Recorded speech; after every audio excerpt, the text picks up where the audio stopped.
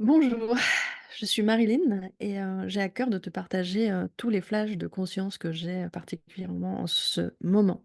Je suis une femme qui marche, en fait, qui marche son chemin. Qu'est-ce que c'est une femme qui est dans son leadership, en fait? C'est une femme qui avance à chaque pas, qui est dans la résilience, qui a une capacité, en fait, de se transformer de façon perpétuelle. Donc je sais pas si tu me connais, je suis Marilyn. Business, en fait, c'est-à-dire le à la fois, c'est le contenant et le support et ma vision, en fait, s'appelle Quantic Love Dream. Et dans cet espace, d'ailleurs d'accompagnement qui est collectif et en one to one, c'est un espace de d'un creuset alchimique de transformation. Car j'accompagne dans ces process-là, justement, de mettre le monde en marche pour qu'il redevienne, en fait, dans un monde de conscience, un monde d'amour. Et ce chemin, c'est un chemin de vérité et d'amour. Ça, j'y tiens énormément. Et être dans un chemin de vérité et d'amour, c'est aussi aller se regarder dans nos conditionnements et d'aller pouvoir oser, en fait, les, transformer. Les regarder, c'est déjà les transformer, mais déposer un regard d'amour dessus. Le regard d'amour, l'amour souvent c'est, associé au yin, c'est-à-dire au féminin, très enveloppant, très doux, mais l'amour c'est aussi, cette nature plus yang qui va être plus tranchée. L'amour qui tranche parfois, c'est aussi de l'amour en fait. Donc l'amour a plusieurs formes. Souvent on parle d'amour de façon très romantique et en fait l'amour c'est plus quand on est dans un état de conscience, de retour à soi, c'est-à-dire de conscience, de notre être. Je sais pas si cela te parle? Hem Surtout, en fait, en état de paix intérieure. Quand tu es en état de paix intérieure, forcément, tu peux pas être en guerre avec l'extérieur. Tu peux pas être en état de conflit et c'est comme si tu es sorti de l'état de séparation, de la vie, de ton cœur et cetera et quand tu es relié dans cette reliance, je parle beaucoup de liens et de relations. Tout ce que je transmets, c'est de l'art de la relation.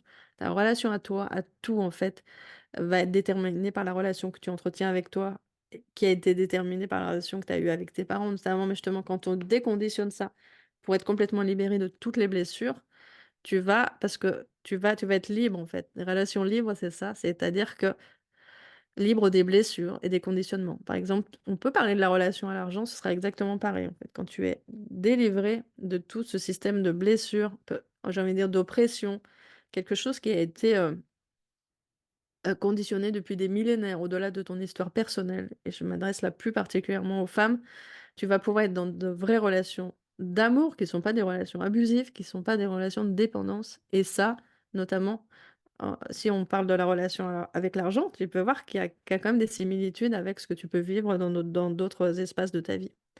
Alors, donc moi j'enseigne et j'accompagne les femmes, j'emmène les femmes dans une forme de marche en fait et en ce moment j'ai un webinaire qui s'appelle Mythique. Mythique, c'est comment je suis dans cette conscience que ma place est sacrée sur cette terre. Donc déjà, c'est je suis respectée et je peux en fait, imposer enfin cette norme-là qu'évidemment, une femme peut marcher libre sur la terre, merci, sans, se sentir agressée et là ce n'est pas, forcément le cas, dans tous les pays du monde. Donc en tout cas, cette possibilité de pouvoir être en sécurité partout et cette sécurité, elle commence en fait à l'intérieur de toi, dans ta propre terre, dans ta propre maison qui est ton corps. C'est là-dessus aussi que je l'accompagne, dans cet empuissancement, cette conscience que toute cette conscience spirituelle, en fait, elle est dans nos corps. OK et donc c'est comme si, il y a à la fois cette, quelque chose de non négociable qui est: «Je suis en sécurité à l'intérieur de moi et je suis en sécurité dans tous les espaces où je vais». Mais aussi c'est un engagement de comment moi, ma place est sacrée sur la terre et comment je contribue à, ensemencer le monde de ma plus belle énergie finalement. Une énergie qui est au service du vivant, qui va être gardienne du vivant. Hem, il y a différents archétypes que j'accompagne dans les prochains webinaires qui vont en fait être comme une déclinaison de l'amour, de la fréquence et de la conscience amoureuse. Par exemple, si on parle de Myriam de Magdala ou de Marie ou encore de Lakshmi, de Sekhmet, de Kuan Yin, c'est des fréquences qui sont un peu différentes et de réintégrer et de réveiller ces fréquences vont nous aider à cheminer, à marcher notre vie de façon plus consciente plus complète, j'ai envie de dire une forme de complétude, de puissance, en fait. La puissance de l'amour en marche, en fait. Et il suffit pas d'avoir la connaissance, c'est comment je marche mon chemin. Il suffit pas de regarder des vidéos et de lire des choses, en fait. L'intégrer, c'est différent. C'est dans nos cellules, c'est cellulairement. C'est dans la façon dont je vais m'impliquer dans un vrai process de transformation, qu'il soit individuel ou collectif. Ce process de transformation, il est nécessaire. C'est ce qu'on appelle marcher aussi, marcher sa vie et marcher sa parole. C'est-à-dire que ce qui me vient là, c'est, et c'est pas que théorique, quoi. Je peux dire: «Moi, je suis quelqu'un, très spirituel, je suis quelqu'un, qui me comporte comme ci, comme ça, je suis quelqu'un de très bienveillant» et cetera et comment j'agis, en fait, dans ma vie et comment je le marche, en fait. Il faut qu'il y ait une cohérence et une congruence dans tous nos espaces. Donc quand je parle d'amour, on parle beaucoup du cœur, finalement, dans la spiritualité. Il y a une vidéo aussi que j'ai faite avec récemment dans une interview où ce thème est abordé, si tu veux regarder sur ma chaîne YouTube. En tout cas, moi, ce que je vis, en fait, dans mon corps, c'est dans tous mes centres d'énergie, en fait. À un moment, j'ai beaucoup accompagné sur l'énergie sexuelle, qui est à la base. Et à un moment, j'ai été beaucoup dans le cœur, en fait. Et à un moment, j'étais beaucoup, en fait, dans des chakras très hauts ou de haute fréquence. Mais en fait, c'est la complétude, elle est quand ces énergies circulent dans tous nos centres. Et dans ces marches, qu'elles soient individuelles comme dans Originel, en one to one, si tu as envie de me contacter et de vivre cet accompagnement, on travaille sur tous ces centres. Même si on ne les nomme pas, en fait, ça travaille dans tous nos centres énergétiques.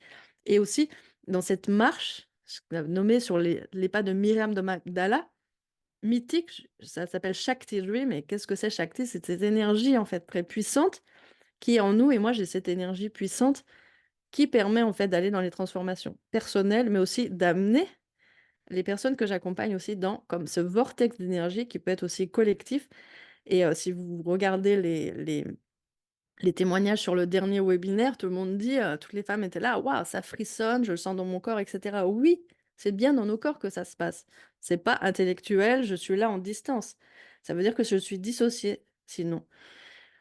Moi, j'ai expérimenté, beaucoup dans mon corps, des process qui sont tantriques ou chamaniques, peu importe, en tout cas, ça se vit dans le corps et c'est là que ça peut faire, en fait, bouger complètement. C'est un peu comme remuer nos terres et c'est là que retrouves ton pouvoir, en fait. Quand tu as reconnecté tes sens, quand tu as reconnecté ton énergie, quand tu as reconnecté ton bassin, ton corps, c'est quand tu vibres ton énergie de femme dans tous tes centres.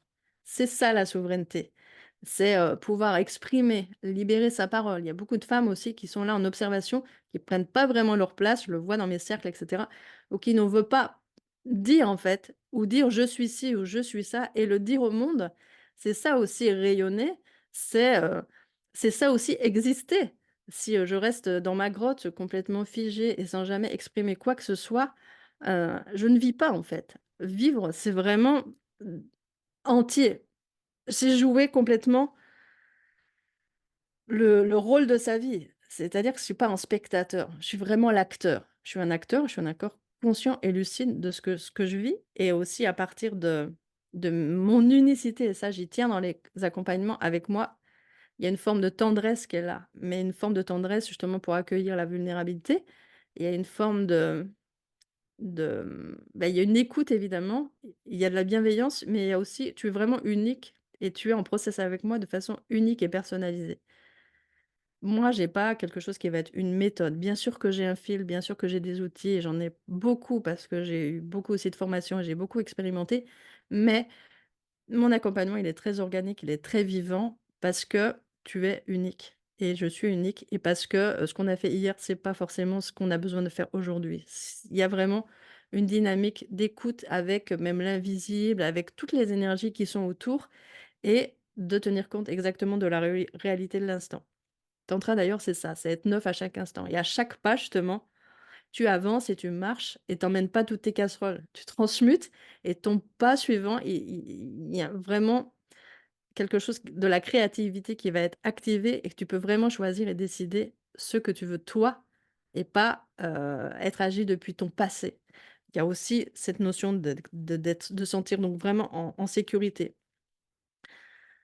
Sentir son énergie de vie, sentir comment je suis aimée de façon inconditionnelle et peu importe l'environnement, je suis pas en dépendance de l'environnement, j'attends pas d'être validée de l'extérieur, je suis déjà aimée et aussi je suis capable, je suis en capacité. J'ai confiance en mes ressources, j'ai confiance en mes capacités d'avancer, de marcher chaque pas et je regarde un petit peu mes notes de ce que je voulais te partager, ah oui, il y avait quelque chose que j'avais envie de partager, c'est ça.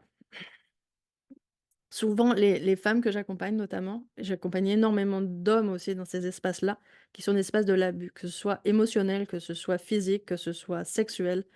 On est, de toute façon, on le voit bien en ce moment avec tous les témoignages qui remontent, on a été dans une société d'abus, que ce soit sociétal ou que ce soit dans nos creusets, de nos familles, quoi. Il y a quelque chose dans nos terreaux, il y a quelque chose d'une forme de l'abus. Juste dans la relation déjà. Une relation de domination, de victime, de sauveur, de persécuteur et le shift est de revenir dans cet état de conscience de soi, d'unité et d'être dans des relations, s'il te plaît, qui contribuent à l'amour, qui contribuent à notre, expansion et c'est pas oui, oui, c'est pas, bisounours. Mais en tout cas, il y a cette notion de OK, même si on est challengé dans la relation et je parle beaucoup de la relation de couple et d'intime, il y a une parole qui peut être accueillie, écoutée par l'autre. C'est très important de pouvoir se sentir accueilli et de pouvoir être en capacité d'accueillir l'autre. Ça ne veut pas dire que je dis oui à tout ou que je dis non de façon systématique pour contrôler. Je suis pas dans un état de contrôle et je suis pas dans un état de people pleaser, comme on dit, dire oui à tout. Non, je connais mes limites, je sais les poser et en même temps, je suis en capacité d'accueillir l'autre. Ça veut dire que dans la relation, on est capable, dans l'entre-deux de la relation, de ce qui se joue dans l'interaction de la relation, d'aller le déposer ensemble, de le regarder avec amour et de pouvoir justement le transmuter. Mais à 2 en fait et il y a pas, je renvoie l'autre à sa responsabilité. Je des fois dans le milieu spirituel, il y a ça. Tu es responsable de ce que tu vis et cetera. Moi, je n'y suis pour rien. OK, non, je suis pas OK avec ça en fait. On est 2 dans la relation. Bien sûr que si on s'aperçoit qu'on a activé la blessure de l'autre, on va en prendre soin, on est délicat et on le regarde ensemble et on peut peut-être pointer que: «OK, là, tu serais en train de rejouer une blessure qui n'est pas tout à fait encore alchimisée, OK, mais je suis là avec l'autre aussi» et dans les accompagnements, c'est ça, pour aller le soutenir, et la créativité, c'est, qu'est-ce qu'on va pouvoir créer, comme relation ou fonctionner autrement justement pour à la fois que cette guérison ait lieu et pour à la fois, ne pas aller ne pas aller, sciemment, activer l'autre là où il a, une forme de sensibilité, évidemment. Évidemment, j'accompagne beaucoup de gens qui sont atypiques, qui sont hypersensibles c'est quelque chose aussi que je vis, que j'ai vécu et donc je suis vraiment très, très attentive à ça. Hem, Justement, quelque chose en rapport avec ça, justement, les gens qui ont été abusés, en fait, ils n'ont pas conscience de leurs limites. Il y a quelque chose comme ça et ils ont, accepté des choses inacceptables, en fait et du coup, dans leur vie, il y a quelque chose comme à redéfinir de leur paysage intérieur parce que ils sont capables de tout accueillir et là, c'est un petit peu problématique. Alors maintenant, et moi aussi je le transmets, il y a plein de techniques, on est très conscient qu'on a un nerf vague qui nous met en état de sidération, qui réactive notre cerveau limbique reptilien et sidération ou bien fuite ou bien en état d'agressivité, quand je suis activée par les peurs en fait. C'est mon système nerveux en fait qui prend le dessus et en même temps, en régulant ça, il faut aussi être assez vigilant que je suis pas en train, en fait, de me conditionner pour accepter, en fait, ce qui n'est pas acceptable pour moi. OK, je ne vis plus depuis cet état, en fait, de peur archaïque, mais en même temps, je sais moi, c'est moi qui tiens le navire et je sais où sont mes limites, comment je suis alignée et justement, si tu viens dans le webinaire autour de Sekhmet, il y avait quelque chose comme ça de poser ses limites et de tenir son axe et de prendre sa responsabilité aussi, mais en tout cas, de aussi, fixer sa norme et de redéfinir son intérieur. Ça fait partie des 5 webinaires prochains que je vais accompagner et vraiment si tu as envie de travailler ça, je t'invite vraiment à rejoindre parce que non seulement c'est un webinaire, mais il y a aussi beaucoup de transmission, c'est très énergétique, il y a des codes qui vont être réveillés et après je soutiens l'intégration, une semaine entre chaque webinaire et en one to one si besoin. Il y a aussi des champs médecine qui vont être très précieux et des pratiques que je vais offrir qui sont complètement inédites, que tu auras jamais vues nulle part ailleurs. OK. Donc c'est ça que j'avais envie de te partager là et pour finir, quelque chose qui est vraiment super important pour moi. Ma norme, elle est où en fait? Elle est dans, hem, ma norme, elle est dans, jamais moins que l'amour et jamais moins que la joie, en fait. Ça, c'est quand même un très beau curseur. Est-ce que je suis en train de vivre de l'amour? Est-ce que je suis en train de vivre de la joie? Et comment je me ramène à ça, en fait, à chaque fois? Comment je me ramène à ça? Comment je me ramène à ça? Et du coup, comment je vais orienter mon énergie sur la joie, sur l'amour, sur l'abondance et comment je vais m'ouvrir comme ça un chemin d'abondance. Alors en anglais, avant, j'écrivais ça working truth, love, always and only. C'est-à-dire je marche seulement un chemin d'amour et de vérité. Si c'est ça que tu as envie de vivre aussi, tu es bienvenue dans mon espace. À bientôt. Merci.